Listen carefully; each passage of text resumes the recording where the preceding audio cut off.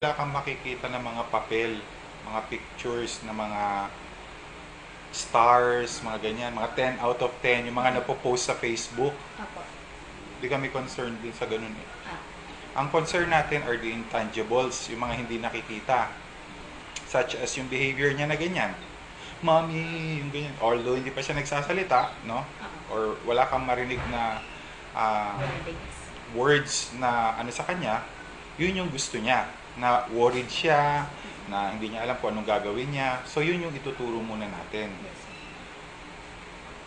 Apart from that, hindi naman natin kakaligtaan kung ano yung requirement ng Department of Education. Din sa kinder, grade 1, ganyan. Pero, instead of the whole competencies for kinder, modify natin yun.